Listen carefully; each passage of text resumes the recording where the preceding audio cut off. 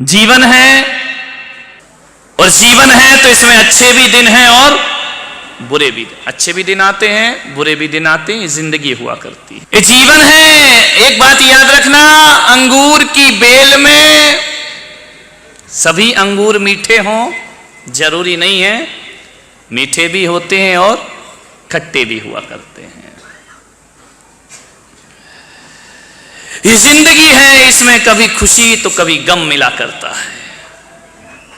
गुलाब के पौधे को देखना, फूल ही फूल नहीं होते, उसमें कांटे भी हुआ करते हैं। लेकिन एक बात ध्यान रखना, कांटे गुलाब के दुश्मन नहीं होते हैं, कांटे गुलाब की सुरक्षा हुआ करते हैं। कांटे ना हो तो गुलाब सुरक्षित कैसे रहेगा। अमावस की रात जिसने ना देखी वो पूनम की उजियाला क्या जाने। जिसने कांटों की चुभन ना सहन की हो वो फूलों का सुख नहीं जान सकता है। और मैं आपसे कहता हूं कि जिसने जीवन में दुख ना देखा हो वो सुख का आनंद कभी नहीं उठा सकता है। सुख का आनंद उठाना है तो दुख से गुजरना ही पड़ता है। यदि अमावस की रात का अपना आनंद है और पूनम की रात का अपना आनंद हुआ करता है, और कभी कभी सुख का अपना आनंद है तो दुख का भी एक अपना आनंद हुआ करता है। दुख जीवन में जरूर होते हैं, दुख थोड़े बहुत होना भी चाहिए। दुख से घबराओ नहीं मेरे साथी, ये जीवन में मानव का श्रृंगार है। दुख में ही तो आदमी आदमी बनता है। अच्छे बुरे दिन दोनों आएंगे, बुरे के लिए तैयार रहो। आज अच्छे होंगे, अच्छी बात है, आशीर्वाद है। बुरे दिन भी आएंगे, उनके लिए आदमी को तैयार रहना चाहिए। सब दिन होत ना एक समान। एक गृहस्थ के जीवन में कितने दुख आते हैं। जवान बेटे की मौत हो जाती है, पिता के कंधों पर अर्थी जाती है उसकी, कितना बड़ा दुख है ये। व्यापार फेल हो जाता है, आदमी ऊंचाइयों की सफलता तक पहुंचता है और बीच में ही हार जाता है, लौट आता है। कभी कभी बनते हुए काम बिगड़ जाते। आदमी की जिंदगी में सब चलता है। मान्यवर, ज्ञान गंगा महोत्सव का आज समापन दिवस है और मैंने पहले ही दिन कहा था कि ज्ञान की गंगा वो गंगा है जब निकलती है तो पतली लकीर से निकलती है, लेकिन जब कलकत्ते में पहुंचती है तो गंगा सागर में परिवर्तित हो जाया करती है। और आज यह ज्ञान की गंगा गंगा सागर का रूप ले रही। कितने लोगों की उपस्थिति है, ये गंगा सागर बन गई है। शुरुआत पतले से लकीर से होती है, समापन सागर से हुआ करता है। हजार दुख है आदमी के जीवन में। सफलता मिलती है, समृद्धि मिलती है तो आदमी कहता है खुशकिस्मत आदमी है। असफल हो जाए, समृद्धि ना रहे, विफल हो जाए, कहते हैं वो बदकिस्मत आदमी है। ध्यान रखना, खुशकिस्मत दुनिया में सभी नहीं होते मेरे भाई। आप खुशकिस्मत हो सकते हैं, 2 4 10 खुशकिस्मत हो सकते हैं, हर कोई दुनिया में खुशकिस्मत नहीं हुआ करता है। इसलिए मैं आपसे निवेदन कर रहा हूं, जो खुशकिस्मत नहीं है, बदकिस्मत हैं, उनकी सेवा करना खुशकिस्मतों का कर्तव्य हुआ करता है, दायित्व हुआ करता है। जो अभाव में ग्रसित हैं उनकी ओर सहायता के हाथ बढ़ना चाहिए। एक व्यक्ति आया, बोले महाराज मैं ज्ञान गंगा महोत्सव में प्रवचन में आया,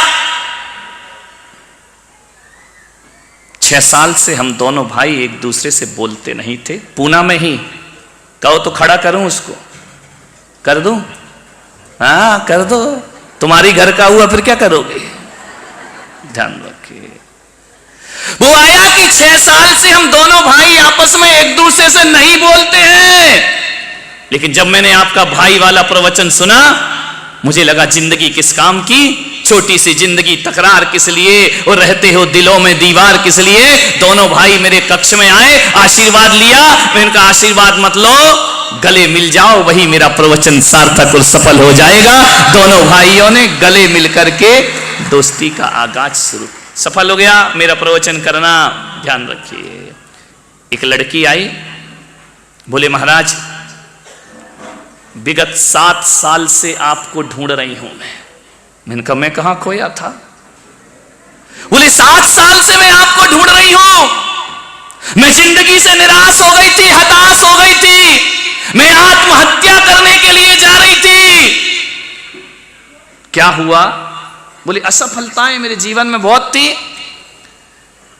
लेकिन एक दिन मैं बाजार से निकली, मैंने जिंदगी की लीला समाप्त करना चाही कि मैं अब जीकर क्या करूंगी। और मैं एक दुकान पर गई, वहां टीवी लगा हुआ था और टीवी में आपका प्रवचन चल रहा था। मैं सामान खरीदना भूल गई और 2 मिनट खड़े होकर टीवी देखने लगी। और जैसे टीवी मैंने देखी तो उस टीवी पर आपने कहा कि मनुष्य जन्म मिला है, यह व्यर्थ में गंवाने को प्राप्त नहीं हुआ है। एक बात याद रखना, सुख और दुख तो जिंदगी में आते ही रहते हैं। अरे सुख और दुख तो जीवन में आएंगे, दुख भी आएगा, सुख भी आएगा। अरे आज दुख है, कल सुख आएगा। लेकिन आपका एक सेंटेंस मैंने सुना, इन सुख और दुख को जीने के लिए सबसे ज्यादा महत्वपूर्ण जीवन हुआ करता है। यदि जीवन ही नहीं होगा तो सुख कहां से आएगा और दुख कहां से? बस उसी दिन मैंने निर्णय लिया कि आत्महत्या नहीं करूंगी। 7 साल से इंतजार कर रही हूं, लेकिन जैसे ही मैंने रास्ते में होर्डिंग देखा, अरे मैं देख करके अचंभित रह गई। ये तो वही संत हैं जिनका मैंने एक सेंटेंस प्रवचन का सुना था। वो मेरे पास आई, उसने आशीर्वाद लिया और साहित्य लेकर के स्टॉल से गई कि मेरी जिंदगी की असली कोई संपदा है तो महाराज आपकी एक किताबें संपदा है जो जीवन का सूत्र दिया करती हैं। मान्यवर, बहुत लोगों में परिवर्तन हुआ है, प्रेम भावना बढ़ी है। अभी कुछ लोग मुझे बता रहे थे कि महाराज इतने दिन से हम पुणे में हैं, हमको कई लोग आज तक हम नहीं पहचानते हैं, लेकिन इस चातुर्मास से पता चला कि पूना में इतने जैन भी रहा करते हैं जिन्हें हम आज तक जानते नहीं। ये ज्ञान गंगा महोत्सव की सफलता है, ध्यान रखिए। ना जाने किस किस को क्या मिला। एक दिल्ली में मेरा चातुर्मास हुआ, एक व्यक्ति बिल्कुल गरीब, कार्यक्रम हुआ, आयोजन हुआ, मुझे पता लगा, आयोजक लोग लेकर के आए और एक बिल्कुल गरीब साधारण से व्यक्ति से उन्होंने मेरी सभा का दीप प्रज्वलन कराया। सारे लोग देखकर रह गए, आदमी कौन है? मैं भी देखकर रह गया कि दीप प्रज्वलन कर रहा है, कपड़े से तो साधारण लगता है। जब उससे पूछा गया कि तुम कौन हो, तो समाज के अध्यक्ष ने मुझे बताया कि महाराज ये आपका टीवी से भक्त बना है, ये आपका प्रवचन से भक्त बना है और दिल्ली की सड़कों पे रिक्शा चलाया करता है। इनका रिक्शा चलाने वाले से दीप प्रज्वलन। बोले महाराज इसलिए कि रिक्शा चलाता है, लेकिन ये वो आदमी है। उस आदमी से मैंने खुद पूछा कि तुम अपनी जुबान से बताओ। बोले महाराज मैं दिन भर में क्या कमाता हूँगा, 100, 500, 1000 रुपये कमाता हूँगा। मैं बहुत गरीब आदमी हूँ, लेकिन एक दिन मैंने आपकी किताब पढ़ी, पुस्तक पढ़ी। इतनी अच्छी वो किताब और इतनी अच्छी वो पुस्तक मुझे लगी, मैंने उस दिन से संकल्प ले लिया, ध्यान रखना एक गरीब आदमी, और मैंने अपनी महीने की आय में से 2100 रुपये आपको पता नहीं है और ट्रस्ट को मैं हर महीने पहुंचाया करता हूं। बोले किस लिए पहुंचाया करता? मैंने कहा बोले इसलिए महाराज कि आपके विचारों की ये किताब जन जन तक पहुंचे, क्योंकि धन दौलत माया किसी को दे दो तो कुछ नहीं होता है, लेकिन आपकी किताबों में वो ताकत है जो जिंदगी की सोच को बदल दिया करते हैं, जीने के अंदाज को बदल दिया करते हैं। और मैं जब तक जीवित हूं मैं ये धनराशि केवल और केवल साहित्य के प्रचार प्रसार को देता रहूंगा। मान्यवर हकीकत बताऊं, उस दिन वो 2100 रुपए की राशि मुझे 21 करोड़ से भी ज्यादा वजनदार लगी कि आदमी लोगों की जिंदगी के बारे में सोचा करता है। इबादत करते हैं, पूजा करते हैं, लेकिन एक बात याद रखना पूना वालों, आज ज्ञान गंगा महोत्सव के माध्यम से एक संदेश मैं आपको देने जा रहा हूं, और संदेश इतना ही है कि मैं पुलक सागर कहता हूं कि इबादत करो, पूजा करो, वंदना करो, आराधना करो, लेकिन जहां तक मेरी सोच है कि माला फेरने वाले जो हाथ हुआ करते हैं धर्म की पोथी पकड़ने वाले हाथ हुआ करते हैं। लोग कहते हैं वो बड़े पवित्र हाथ हुआ करते हैं। मैं पुलक सागर कहता हूं, यदि माला फेरने वाले हाथ पवित्र हैं तो मदद करने वाले हाथ उससे भी ज्यादा पवित्र हुआ करते हैं। सेवा करने वाले हाथ माला से ज्यादा पवित्र हुआ करते। मदद करो, लोगों की सहायता करो, मान्यवर, उससे ज्यादा पवित्र होते हैं। जो हाथ लोगों की मदद करते हैं ना, वो हाथ आदमी के हाथ नहीं होते। अभी बताया गया ना, शेख रसिक लाल मदद के लिए सदा खड़े रहते थे। आप क्या सोचते हो कि कोई रसिक लाल धारीवाल के हाथ थे? वो भगवान जब लोगों पे कृपा करता है ना, तो सीधे हाथ उसके जमीन पर नहीं आते। वो इन जैसे लोगों को अपना हाथ बनाकर जगत की सेवा करवाया करते हैं। संसार की सेवा वो ईश्वर के हाथ होते हैं। जो किसी के जख्मों पे मलहम लगाते हैं वो ईश्वर के हाथ होते हैं। जो किसी के सहारे के लिए आगे बढ़ जाए वो भगवान के हाथ। इंसान के बस में ये काम नहीं है। ये तो कोई देवता जैसा पुरुष ही मानव सेवा का काम इस जगत में कर सकता है। ध्यान रखना मान्य। मनुष्य स्वयं एक मंदिर है। एक बात स्मरण में रखना, मनुष्य स्वयं एक मंदिर है और ये धरती तीर्थ स्थान है। और जो मनुष्य ईश्वर की आराधना करता है, एक बात याद रखना, मानव की सेवा सबसे बड़ी ईश्वर की आराधना हुआ करती है।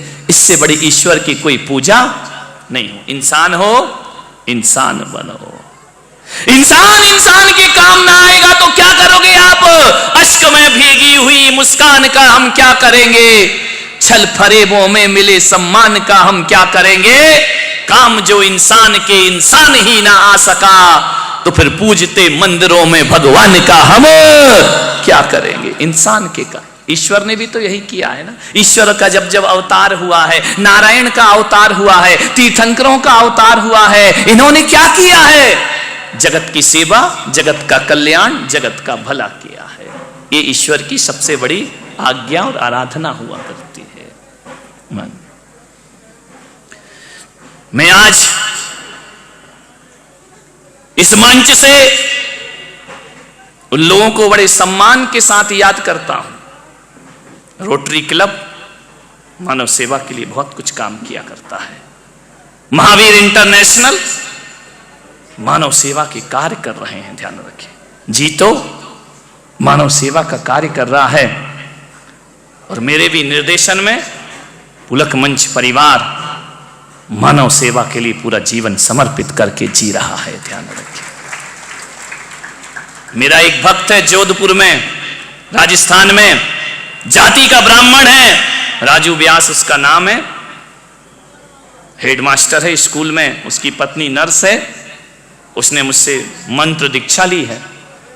जानते हो, आपको विश्वास नहीं होगा, उस आदमी ने मेरे से प्रेरणा लेकर के एक एम्बुलेंस तैयार की। कोई ड्राइवर नहीं रखा है, खुद चलाता है, मरीजों को फ्री अस्पताल ले जाता है, फ्री उनके घर पहुंचाता है। और ऐसा ही नहीं कि केवल अस्पताल ले जाना, जितनी बार अस्पताल में डॉक्टर बुलाता है वो वात्सल्य धारा के नाम से वह एम्बुलेंस लेकर के उनकी सेवा करता है। ऐसे ही उसने एक शववाहिनी बनाई है। किसी के घर में मौत हो जाए, उसके यहाँ की शव यात्रा वो अपनी शववाहिनी में कराया करता है। मान्यवर, उसने भूखों को भोजन देने का काम किया है। मान्यवर, बहुत से प्रकल्प चल रहे हैं पुलक मंच परिवार की तरफ से मानव से। आज भी दिल्ली में 1000 लोगों को पुलक मंच परिवार निशुल्क भोजन कराया करता है। ध्यान, भूखे लोगों को जिनके पास भोजन नहीं हुआ करता है। ध्यान रखिए, मानव सेवा करिए। जिन्होंने दुख नहीं देखा वो दूसरों के दर्द को नहीं बांट सकता है जीवन में। इसलिए भगवान जिंदगी में थोड़ा थोड़ा दुख भी प्रदान किया करता है। एक मां थी, बहुत गरीब, निर्धन थी, कुछ नहीं था उसके पास। उसका एक बेटा था, वह मां हमेशा दुखी रहती थी कि मैंने तो अपनी जिंदगी गुजार ली, इस बेटे का क्या होगा, इसका तो अभी जीवन शुरू हो रहा है। बड़ी दुखी थी। एक दिन उसने अपने बेटे से कहा कि बेटा एक काम कर कि जंगल में तपोवन में एक पहुंचे हुए संत आए हैं, जा उनसे एक प्रश्न पूछ करके आ। उसने कहा मां तू क्यों मुझे जंगल में भेज रही है, संतों से क्या प्रश्न करना, वो बैरागी लोग, वो सन्यासी लोग हमारे जीवन की समस्याएं, मां तूने मुझे इतना मजबूत बना दिया है, ऐसे संस्कार तूने मुझे दिए हैं कि अब मैं अमीरी के कभी ख्वाब नहीं देखा करता हूं। मां ने कहा बेटा मैं मां हूं, तू मेरे कहने से एक बार उस संत के पास चला जा। बच्चे ने कहा तू कह रही है मां तो मैं जाऊंगा, मांगना कुछ मत, मैंने तुझे सिखाया है कि गरीबी के दिन जी लेना लेकिन किसी के सामने हाथ फैला, मांगना कुछ मत, बस जाना और एक प्रश्न पूछ के आना अपनी मां का। बच्चे ने कहा मां बोल क्या प्रश्न पूछना है। बोले जाकर के पूछना कि हे संत जी, हे मनीषी, हे साधु संत, हे महात्मा, जरा एक बात तो बता दो, मेरी मां ने पूछा है कि हमारे ये दुख के दिन कभी खत्म होंगे या नहीं होंगे। और कुछ मत पूछना, ये मत पूछना कि दुख का दिन खत्म कैसे करूं।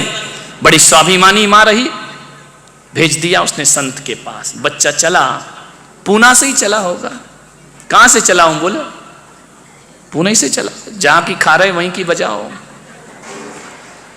पूना से चला वो बच्चा। पहले का जमाना था, पुराना जमाना था, गाड़ियां नहीं थी, और गाड़ियां थी तो गरीब के नसीब में गाड़ियां कहां होती, वह तो पैदल ही जाएगा। पैदल ही पैदल जा रहा था, चला जा रहा था, चला जा रहा था, मां की एक सौगात लिए चला जा रहा था। एक प्रश्न संत से पूछ करके आना है। बहुत दूर जंगल था, चला गया जंगल में, शाम होने लगी, रात गिरने लगी, गोधूली की बेला, पशु घर वापिस आ रहे हैं, वो पैदल जा रहा है। एक सेठानी के घर वो पहुंचा। सेठानी से कहा कि सेठानी तुम्हारा इतना बड़ा मकान है, इतनी बड़ी हवेली है, मैं पैदल किसी संत के पास जा रहा हूं, क्या आज की रात तुम्हारे घर के बरामदे में गुजार सकता हूं। सेठानी बड़ी दयालु थी, धार्मिक प्रवृत्ति की थी। उसने कहा बेटा रात गुजारो, आओ विश्राम करो, रहो यहां आराम से। बोले रहना नहीं है, रात गुजारना है। सेठानी ने कहा सो जाओ। उसका रात में विश्राम कराया। सुबह जाने लगा तो सेठानी ने पूछा कि बेटा तुम ये तो बताओ तुम जा कहां रहे हो। बोले मैं एक संत के पास जा रहा हूं और मेरी मां ने एक प्रश्न पूछा है, उस प्रश्न का उत्तर लेने, बहुत बड़े संत हैं, पहुंचे हुए संत हैं, उसका उत्तर लेने में जा रहा हूं। सेठानी ने कहा संत के पास जा रहे? बोले हां। बोले बेटा तू मां का प्रश्न लेके जा रहा है, एक प्रश्न मेरा भी पूछे आना। अरे उसने कहा भाई गरीब पूछे तो पूछे, ये अमीर पूछ रही है प्रश्न। बोले एक प्रश्न मेरा भी पूछ लेना। लड़का बड़ा संस्कारी था, उसने कहा कि मां तेरे घर में मैंने रात बिताई है, जो प्रश्न कहेगी मैं पूछूंगा, जरूर पूछूंगा, प्रश्न ही तो पूछना है। बोले बस पूछ के आ जाना। बोले क्या प्रश्न है? बोले बस जाके संत जी से पूछना, मेरी जो बेटी है वो बोलती नहीं है, जन्म से ही नहीं बोलती है, इतना पूछना, मैं मां हूं, मेरी चिंता है ये बेटी बोलेगी या नहीं बोलेगी, इसका विवाह होगा या नहीं हो। दो ही चिंता रहती है माँ बाप को। बोले ठीक है सेठानी, मैं जाके जरूर पूछूंगा। आगे बढ़ा, जैसे ही चलते गया 12-1 बज गए। प्यास लगी बड़ी जोर से, पानी की जरूरत थी उसे। क्या देखता है एक जंगल में एक पेड़ के नीचे कोई महात्मा बैठे हुए हैं। महात्मा से जाकर देखा कि महात्मा के कमंडल में जल भरा हुआ है। उसने महात्मा से कहा कि संत जी 2 अंजलि पानी पिला दो, मुझे बहुत प्यास लगी है।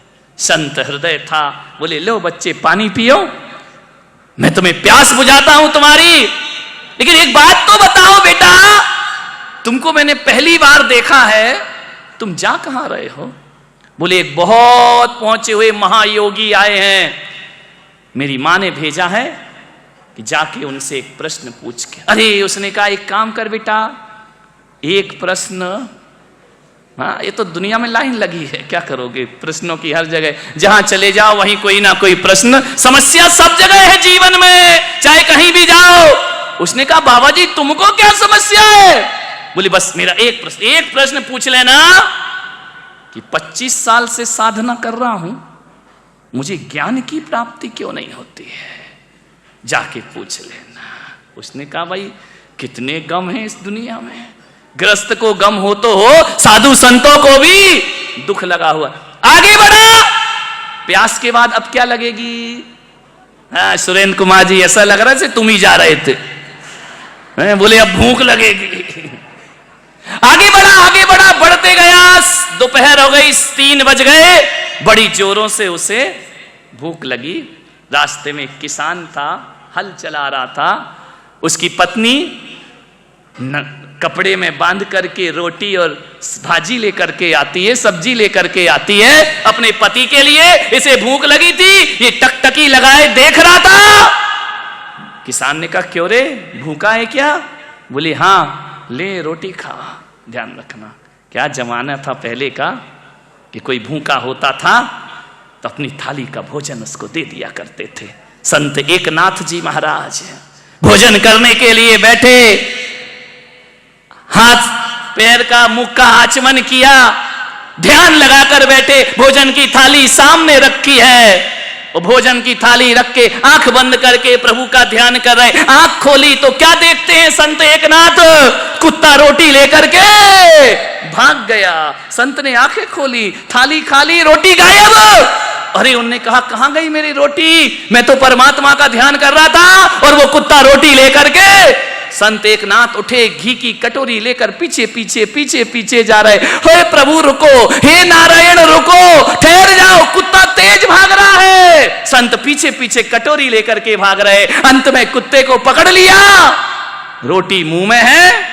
संत एकनाथ, लोगों ने कहा कैसा संत है, कुत्ते से रोटी छुड़ाने को भाग रहा है। पीछे गए, जाकर के हाथ जोड़ा उस कुत्ते के, हे नारायण। बोले क्या हुआ? लोगों ने कहा ये कर क्या रहे हैं संत एकनाथ? कहा हे नारायण, हे प्रभु, ये रूखी रोटी क्यों ले जा रहे हो? घी तो छोड़ गए हो, ये घी की कटोरी लो, लाओ तुम्हारी रोटी में घी लगा देता हूं, घी लगी रोटियां खाइए। अरे लोगों ने कहा संत जी ये क्या कर रहे हैं आप, कुत्ते को घी लगा रहे हैं? मालूम है हमारे देश की संस्कृति, सभ्यता और मनीषी कहती है, संत के मुंह से निकला, बारे प्रभु क्या ओढ़नी उड़ाई मुझे इंसान की, और तुमने शकल बना ली स्वान की। हम तो वो लोग हैं जो जानवरों में भी भगवान के दर्शन किया। संत एकनाथ रोटी छीनने नहीं भागे, संत एकनाथ भागे कि घी लगी रोटी खाओ, तुम्हारा जीवन का आनंद आ जाएगा। तुमको ध्यान रखिए, मानिए क्या लोग थे। आज तो ये देखते हैं कि आदमी बैठा है, घर ही नहीं जा रहा, ये जाए तो हम खाए। ध्यान रखो, मामला बड़ा गड़बड़ उल्टा हो गया है।